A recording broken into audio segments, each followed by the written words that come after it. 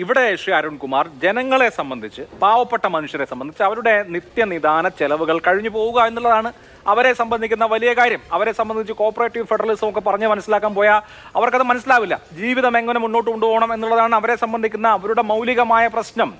അപ്പോൾ നോക്കൂ, ഇപ്പോൾ കഴിഞ്ഞ ദിവസം ഞാൻ മുമ്പ് പറഞ്ഞതാണ്, കഴിഞ്ഞ ദിവസം ഞാൻ ഒരു ഓട്ടോറിക്ഷ കയറി പാറ്റൂരിൽ നിന്ന് ഇവിടെ വഞ്ചിയൂർ വരെ. അപ്പോൾ ആ ഓട്ടോറിക്ഷ ഡ്രൈവർ എൻ്റെ അടുത്ത് സംസാരിക്കുകയാണ്. ഈ പറഞ്ഞ 2 രൂപ, അയാൾ 1 ലിറ്റർ പെട്രോൾ അടിക്കുമ്പോൾ 2 രൂപ സാമൂഹ്യ സുരക്ഷാ പെൻഷനിലേക്ക് പോകുന്നുണ്ട് കേട്ടോ. അപ്പോൾ അദ്ദേഹം പറയാണ്, എൻ്റെ സാറേ കറണ്ട് ബില്ല് 450 രൂപയായിരുന്നു മുമ്പൊക്കെ, ഇപ്പോൾ അത് 1400 രൂപയായി. എനിക്കിതാ ഈ വണ്ടി ഓടിച്ച് കിട്ടുന്നത് കൊണ്ട് ഇതും കൂടി പറ്റുന്നില്ല. സ്വാഭാവികമായും അച്ഛനമ്മമാർക്കൊക്കെ കിട്ടുന്ന പെൻഷൻ കൃത്യമായി കിട്ടാത്തതിൻ്റെ പ്രശ്നവും ഉണ്ടാകുമല്ലോ. അപ്പോൾ അതുകൊണ്ട് ഞാൻ കറണ്ട് കട്ട് ചെയ്യാൻ പോകാൻ, ഇനി ഇരുട്ടത്തിരുന്നാലും കുഴപ്പമില്ല, ഇതൊന്നും കൊടുക്കാൻ പറ്റുന്നില്ല. അപ്പോൾ ഞാൻ പറയുന്നത് എന്താണെന്ന് വെച്ചാൽ എല്ലാത്തിൻ്റെയും വില കൂടാണ്. കറണ്ട് ചാർജ്, വെള്ളക്കരം, അങ്ങനെയുള്ള കാര്യങ്ങളിൽ ആളുകൾ ബുദ്ധിമുട്ടുന്നു. ഈ ഭക്ഷണ സാധനങ്ങളുടെ അതുപോലെ തന്നെ ധാന്യങ്ങളുടെ ഒക്കെ വില കൂടുന്നു. അപ്പോൾ ഇങ്ങനെയുള്ള ഒരു സ്ഥിതിവിശേഷത്തിൽ ജനങ്ങൾ അത്യന്തം പ്രയാസത്തിലാണ്. അപ്പോൾ അതിനെ എങ്ങനെ അഡ്രസ്സ് ചെയ്യും എന്നുള്ളതാണ് ഒരു സർക്കാരിൻ്റെ മുമ്പിലുള്ള പ്രശ്നം. ഒരു പൗരന്റെ വെൽബീയിങ് എന്ന് പറയുന്നത് ഭരണകൂടത്തിന്റെ റെസ്പോൺസിബിലിറ്റി ആണല്ലോ. അഭിലാഷേ, ഈ ഗവൺമെന്റ് 2ാം പിണറായി സർക്കാർ അധികാരത്തിൽ വരുമ്പോൾ പ്രകടന പത്രികയിൽ സൂചിപ്പിച്ചത് ഈ പെൻഷൻ 2500 രൂപയാക്കി വർദ്ധിപ്പിക്കണമെന്നാണ്. ആ വർദ്ധിപ്പിക്കാൻ ആഗ്രഹമില്ലാഞ്ഞിട്ടല്ല, അതിനു പറ്റിയൊരു സാഹചര്യം സാമ്പത്തികമായി കേരളത്തിൽ ഇല്ല എന്നതുകൊണ്ട് തന്നെയാണ്. ഇപ്പൊ UDFന്റെ പ്രതിനിധി വളരെ നല്ല രീതിയിൽ സംസാരിച്ചു. എന്താണ് UDFും കുറെ ചെയ്തിട്ടുണ്ടെന്ന്. ഞാനൊന്ന് ചോദിച്ചോട്ടെ, ഈ പെൻഷൻ കൊണ്ടുവന്നത് 1980-ലാണെന്ന് ഞാൻ പറഞ്ഞു. 2 വർഷം കഴിഞ്ഞപ്പോൾ ആ ഗവൺമെന്റ് താഴെ പോയി 82-ൽ. 1982 പകുതി മുതൽ 87 വരെ ഈ കേരളം ഭരിച്ചത് ശ്രീ K കരുണാകരനാണ്, UDF ആണ്. 1 രൂപ നിങ്ങൾ വർദ്ധിപ്പിച്ചോ? അതിനുശേഷം 1991 മുതൽ 96 വരെ 5 വർഷം നിങ്ങൾ കേരളം ഭരിച്ചു. 1 രൂപയെങ്കിലും നിങ്ങൾ ഈ പെൻഷൻ വർദ്ധിപ്പിച്ചോ? വീണ്ടും നിങ്ങൾ 2001-ൽ അധികാരത്തിൽ വന്നു. 2006 വരെ ഒരു 5 പൈസ നിങ്ങൾ പെൻഷൻ വർദ്ധിപ്പിച്ചോ? അതായത് 15 വർഷം 3 തവണയായി നിങ്ങൾ കേരളം ഭരിച്ചു. ഒരു 5 പൈസ നിങ്ങൾ വർദ്ധിപ്പിച്ചില്ല. നിങ്ങൾ ആകെ വർദ്ധിപ്പിച്ചത് 2011 മുതൽ 16 വരെയുള്ള ഉമ്മൻചാണ്ടി സർക്കാരിന്റെ സമയത്ത് 400 രൂപയായിരുന്നത് 525 രൂപയാക്കി വർദ്ധിപ്പിച്ചു. ഞാൻ ചോദിച്ചോട്ടെ, നിങ്ങൾ ഇടയ്ക്കൊരു വാചകം പറഞ്ഞല്ലോ, 18 മാസം കുടിശ്ശിക വരുത്തി അന്ന് ശ്രീ ഉമ്മൻചാണ്ടി പുറത്തിറങ്ങിപ്പോയത് ഞങ്ങൾ പല ചർച്ചകളിൽ ഉന്നയിച്ചപ്പോൾ ഏതോ ഒരു ചോദ്യത്തിന്റെ മറുപടി വെച്ച് നിങ്ങൾ ആ മറുപടിയെ ദുർവ്യാഖ്യാനം ചെയ്ത് അങ്ങനെ ഉണ്ടായിട്ടില്ലെന്ന് പറഞ്ഞു. ഞാൻ ശ്രീ അഭിലാഷിന്റെ ഫോണിലേക്ക് ഒരു ചോദ്യത്തിന് മറുപടി അയച്ചിട്ടുണ്ട്. ശ്രീ തോമസ് ഐസക് അന്ന് MLA ആയിരിക്കുമ്പോൾ ചോദിച്ച ചോദ്യത്തിന്റെ മറുപടിയാണ്. അന്ന് ആ ഉത്തരം പറഞ്ഞത് 2015 ജൂൺ മാസത്തിലാണ്. അതിൽ ചോദിച്ചിരിക്കുന്നത് താഴെ കാണുന്ന ചോദ്യങ്ങൾക്ക്, അതിൽ ക്ഷേമ പെൻഷനുകൾ കുടിശ്ശികയായിട്ടുണ്ടോ, എത്ര മാസത്തെ എന്നു മുതലുള്ള ക്ഷേമ പെൻഷനുകളാണ് കുടിശ്ശികയായത്? 2015 ജൂണിൽ കൊടുത്ത മറുപടിയാണ്. വാർദ്ധക്യകാല പെൻഷൻ സെപ്റ്റംബർ 2014 മുതൽ 8 മാസം കുടിശ്ശിക. വികലാംഗ പെൻഷൻ 2014 സെപ്റ്റംബർ മുതൽ 8 മാസം കുടിശ്ശിക. വിധവാ പെൻഷൻ 8 മാസം കുടിശ്ശിക. 50 വയസ്സിന് മുകളിൽ പ്രായമുള്ളവരുടെ അവിവാഹിതർക്കുള്ള പെൻഷൻ 8 മാസം കുടിശ്ശിക.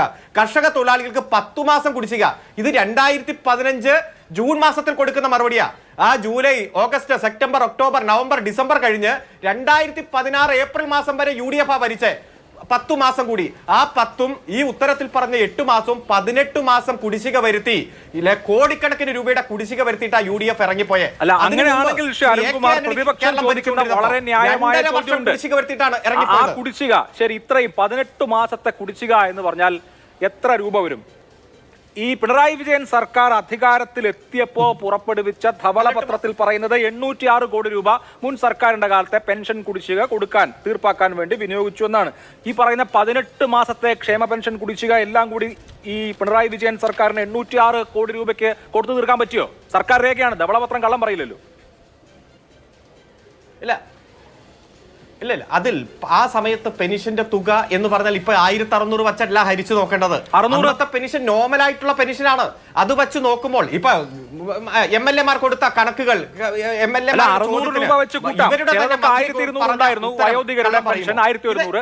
പക്ഷേ ഇനിയിപ്പോ നമ്മൾ 600 വെച്ച് കൂട്ടിയാലും 806 കോടിക്ക് 18 മാസത്തെ ക്ഷേമ പെൻഷനുകൾ വിതരണം ചെയ്യാൻ കഴിയും. അത് ഒറ്റത്തവണയായിട്ട് അങ്ങനെ കൈ നിറയെ പണം കിട്ടുന്ന അവസ്ഥ കേരളത്തിലെ ജനങ്ങൾക്ക് ആർക്കെങ്കിലും ഉണ്ടായോ? 18 മാസത്തെ കുടിശ്ശിക എന്ന് പറയുമ്പോൾ എത്ര രൂപ ഒരു 600 വെച്ച് കൂട്ടിയാൽ തന്നെ? അല്ല, ആ സർക്കാർ വന്നപ്പോൾ ആ കുടിശ്ശികയടക്കം വിവിധ ഹെഡിൽ വാർദ്ധക്യകാലം, വികലാംഗ, വിധവ, അതുപോലെ തന്നെ 50 വയസ്സിന് ശേഷം അവിവാഹിതരായിട്ടുള്ള സ്ത്രീകൾക്ക് കൊടുത്ത പെൻഷൻ അത് വാങ്ങിച്ചവർക്ക് കൃത്യമായിട്ട് അറിയാം. അന്ന് വർദ്ധിപ്പിച്ചു കൊടുത്തതിന്റെ കണക്കുകളെല്ലാം നമ്മുടെ പൊതുമണ്ഡലത്തിൽ തന്നെ ഉണ്ട്. ഞാൻ ഒന്ന് ചോദിക്കുന്നത്, ഈ ഘട്ടത്തിലൊന്നും ഞാൻ ആദ്യം പറഞ്ഞല്ലോ, വർഷം വെച്ച് കണക്ക് പറഞ്ഞല്ലോ, ഒരു 125 രൂപയുടെ വർധനവല്ലാതെ UDF-ന് എന്താണ് ക്ലെയിം ചെയ്യാൻ കഴിയുന്നത്? അവസാനം ശ്രീ ഉമ്മൻചാണ്ടി അവസാന കാലത്ത് 1500 ആക്കി മാറ്റിയിട്ട് പോയില്ലോ എന്ന് പറഞ്ഞു. ശ്രീ അഭിലാഷ് കൃത്യമായി ചോദിച്ചു, 75 വയസ്സിന് മുകളിലുള്ളവർക്കല്ലേ വർദ്ധിപ്പിച്ചത്? പക്ഷെ ആ വർദ്ധിപ്പിച്ചതിന്റെ ഉത്തരവ് എന്നാ? 1/3/2016 അങ്ങനെ ഒരു പ്രഖ്യാപനം നടത്തിയത്. ഉത്തരവ് ഇറങ്ങിയതോ 1/4/2016. അതിനിടയിൽ തന്നെ നിയമസഭാ തെരഞ്ഞെടുപ്പ് പ്രഖ്യാപിച്ചു. 1 രൂപ പോലും UDF-ന് ഈ വർധനവ് പ്രഖ്യാപിച്ചിട്ട് വിതരണം ചെയ്യേണ്ടി വന്ന സാഹചര്യമില്ല. ഞങ്ങളെ സംബന്ധിച്ചിടത്തോളം ഓരോ തവണ അധികാരത്തിൽ വരുമ്പോഴും പെൻഷൻ വർദ്ധിപ്പിക്കാനും സാധാരണക്കാരായ ജനങ്ങളുടെ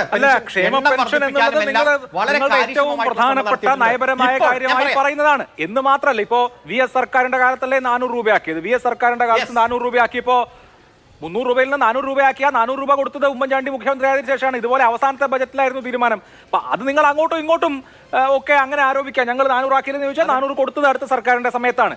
ഇവിടെ ഇപ്പോൾ ഈ 18 മാസത്തെ പെൻഷൻ കുടിശ്ശികയാക്കി എന്നുള്ളത് ഒരു തരത്തിലും കണക്കുകളുമായി ബന്ധപ്പെട്ട് ശരിയായി പോകുന്നില്ല എന്നൊരു പ്രശ്നമുണ്ട്. സർക്കാർ തന്നെ 2 ധനമന്ത്രിമാർ തോമസ് ഐസക്കും അതുപോലെ തന്നെ KN ബാലഗോപാലും കൊടുത്തിട്ടുള്ള മറുപടികളടക്കം. ഇവിടെ ഇപ്പോൾ അങ്ങോട്ടും ഇങ്ങോട്ടുള്ള രാഷ്ട്രീയ തർക്കത്തിനപ്പുറത്ത് ഇവിടുത്തെ മൗലികമായ പ്രശ്നം എന്താണ്? ജനങ്ങൾക്ക് എപ്പോൾ പെൻഷൻ കൊടുക്കാൻ കഴിയും എന്നുള്ളതാണ്.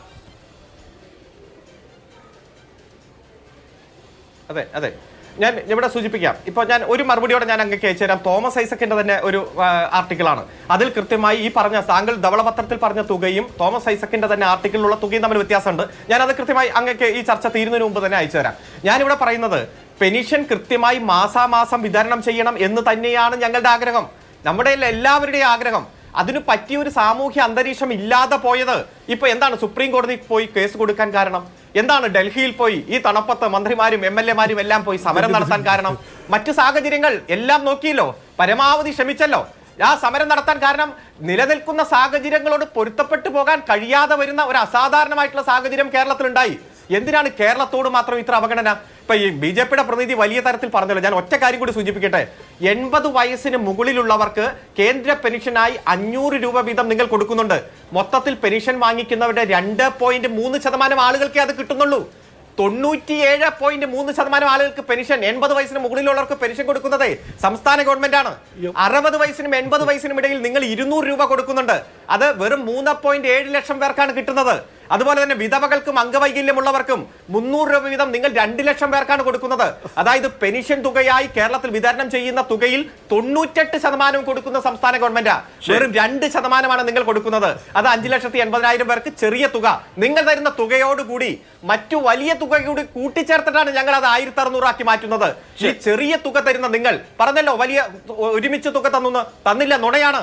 2020 ജനുവരി മാസം മുതൽ 2023 ഒക്ടോബർ വരെയുള്ള കുടിശ്ശികയാണ് നിരവധി സമരങ്ങൾ നടത്തിയപ്പോൾ നിങ്ങൾ കഴിഞ്ഞ ഒക്ടോബറിൽ വിതരണം ചെയ്തത്. നിങ്ങൾ തന്നെയാണ് കുടിശ്ശിക തരുന്നില്ല, കൃത്യമായി തരുന്നില്ല. പെൻഷൻ എങ്ങനെ 2020 ജനുവരി 1 മുതൽ 2020 എങ്ങനെയാണ് തുക വന്നു മിസ്റ്റർ? കോടി ജനങ്ങൾക്ക് കഴിഞ്ഞ എത്ര വർഷമായിട്ട് സൗജന്യ റേഷൻ കൊടുക്കുന്നത് ജനുവരി മുതൽ 40 രൂപ കൊടുക്കുന്നതിനെ കുറിച്ചാണ് പറയുന്നത്. 883 കോടി ജനങ്ങൾക്ക് കഴിഞ്ഞ എത്രയോ കാലമായിട്ട് സൗജന്യ റേഷൻ കൊടുത്ത് 5 വർഷക്കാലത്തേക്ക് അത് നീട്ടിയിട്ടുണ്ട്. ഇനി 40 രൂപ കൊടുക്കുന്നതിനെ കുറിച്ചാണ് നിങ്ങൾ കാര്യം പറയുന്നത്. വെറുതെ എന്തിനു പറയുന്നത്? 38 മാസത്തെ കുടിശ്ശികയാണ്. നിങ്ങൾ പാവപ്പെട്ട കെട്ടിട തൊഴിലാളികളല്ലേ? ഞാൻ ചോദിച്ചോട്ടെ, കെട്ടിട നിർമ്മാണ തൊഴിലാളികളായിട്ട് 40 മാസത്തെ കുടിശ്ശിക നിങ്ങൾ അതുകൊണ്ട് നിങ്ങൾ 11 മാസമായി 17,000 രൂപ നിങ്ങൾ എത്ര സാമ്പത്തിക ഉപരോധം ഏർപ്പെടുത്തിയാലും എവിടെ നിന്ന് പണം കണ്ടെത്തിയാലും നിങ്ങളുടെ നയം കണ്ടല്ല, നിങ്ങളുടെ സംഭാവന കണ്ടല്ല ഞങ്ങൾ പെൻഷൻ തുടങ്ങിയത്. കേന്ദ്രത്തിന്റെ സംഭാവന സ്വീകരിച്ചല്ല ഞങ്ങൾ പെൻഷനുമായി മുന്നോട്ട് പോയത്. ഇനിയും ഞങ്ങൾ പെൻഷൻ വർദ്ധിപ്പിക്കും, വിതരണം ചെയ്യും. കേന്ദ്രത്തിൽ സഹായം കിട്ടിയില്ലെങ്കിലും ജനങ്ങൾക്ക് പെൻഷൻ കൊടുത്തുകൊണ്ട് തന്നെ ഗവൺമെന്റ് മുന്നോട്ട് പോകും. അതിൽ യാതൊരു സംശയമില്ല, ഒരു സംശയമില്ല. നിങ്ങൾ തന്നില്ല, ഇന്നും തന്നില്ല, ഭാവിയിലും നിങ്ങൾ തരില്ല, ഞങ്ങൾക്ക് ഉറപ്പുണ്ട്. ശരി, ഓക്കെ.